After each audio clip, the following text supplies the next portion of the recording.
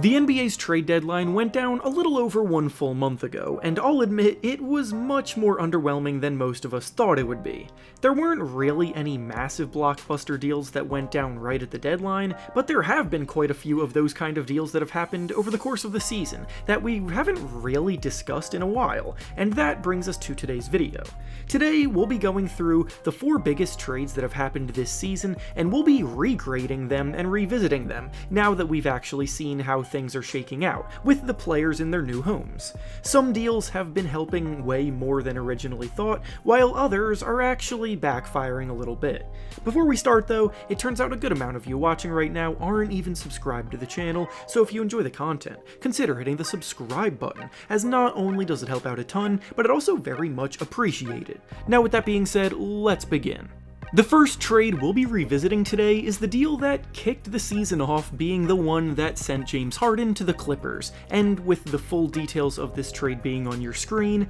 the new grades for this trade are an A- for the Clippers and a C+ for the 76ers. Yes, this was technically a 3-team trade, but the Thunder's involvement was clearly not the main focus, so the grades only go to the 2 primary groups involved. At the time this trade went down, it originally looked like the Clippers had made a big mistake bringing Harden in, and threw off the chemistry a little bit for the first 5 games, as they lost the first 5 games that he played with them. But as the season progressed, he settled in very nicely. The Clippers shifted their lineups a bit to maximize the talent that they had, and put Harden in positions to succeed, and now they're in 4th place in the Western Conference standings, looking like legitimate contenders at full strength. They've been looking for a floor general point guard for pretty much the entirety of the Kawhi Leonard, Paul George era, and this season they now have 2 of them, with Harden and Westbrook leading the second unit.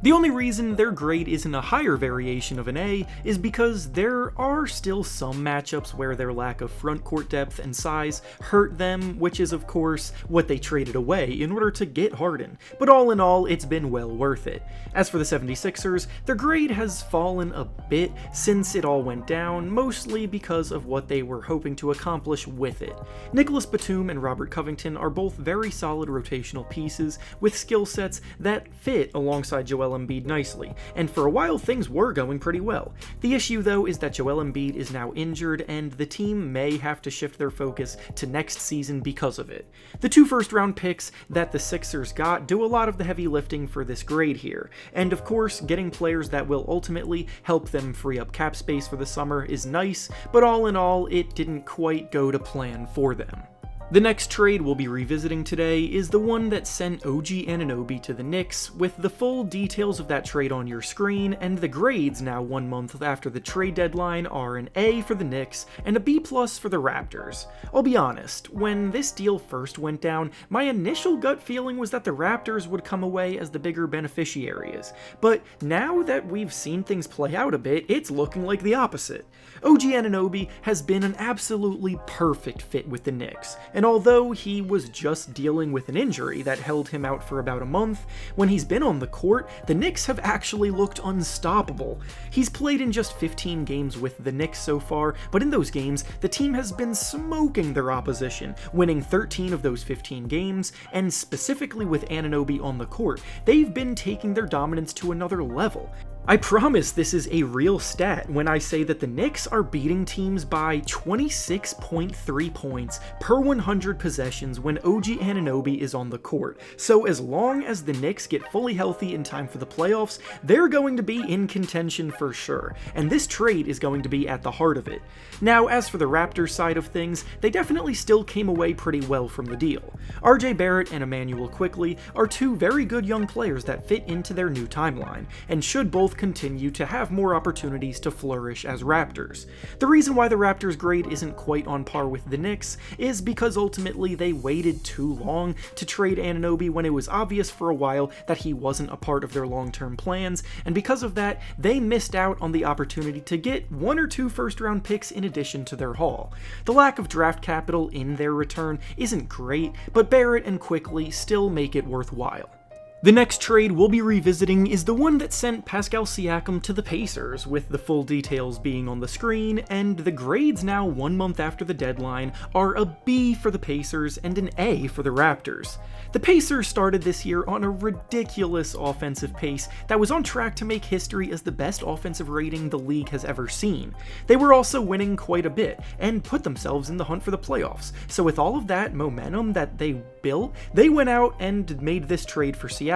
as a win-now move, hoping to elevate themselves into that next tier of Eastern Conference contender. The issue, though, is that the move hasn't really been the difference maker that they hoped it would be. It's not even that Siakam has been a bad fit, it's just been a bit clunky at times, and he and Tyrese Halliburton are still figuring out how to play with each other. Since then, the Pacers have lost their spot as the league's #1 ranked offense, getting passed up by Boston. They're still in the range of the standings where they could fall into the play-in tournament, and looking at some of the impact metrics that there are, they show that the team isn't even performing at its best with Siakam on the court, which is kind of a problem. Ultimately, this was a long-term play, so they still have plenty of time to make it work, but the grade being a B is something that they were hoping would be much better. As for the Raptors, they hit a home run with this deal. The relationship between Siakam and the organization had clearly soured by the time it came to an end, so the fact that they were able to secure 3 first-round picks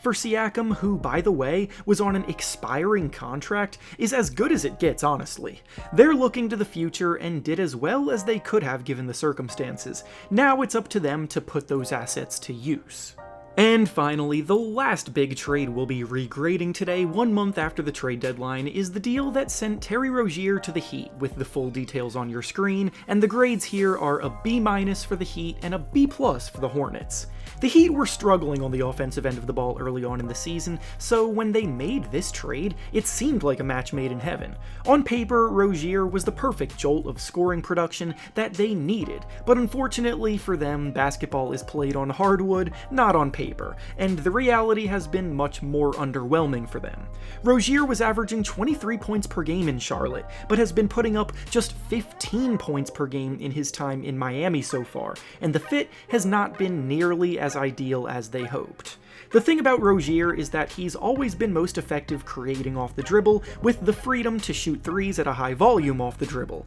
In Charlotte, he was actually shooting a higher percentage on his three-point shots that were off the dribble than the ones that he shot in spot-up situations, and the problem has been that in Miami, he's now trying to fit into a reduced role where he's not as much of a focal point, and his play style has also clashed a bit with what Tyler Hero brings to the table. The Heat are still in just 8th place in the Eastern Conference standings, they're still ranked in the bottom third of the league offensively, and they're actually 6.5 points worse per 100 possessions with Rozier on the court. For the Hornets, they didn't necessarily get much back in return, as they ended up buying Kyle Lowry out of his contract shortly after his arrival, but a first-round pick is always a nice bonus, and it also got Rozier's hefty contract off of their books. And with that being said, that's all I have for you today. Make sure to like the video, subscribe to the channel, and comment down below what you think about these trades in hindsight. Thanks for watching, and I'll see you all next time.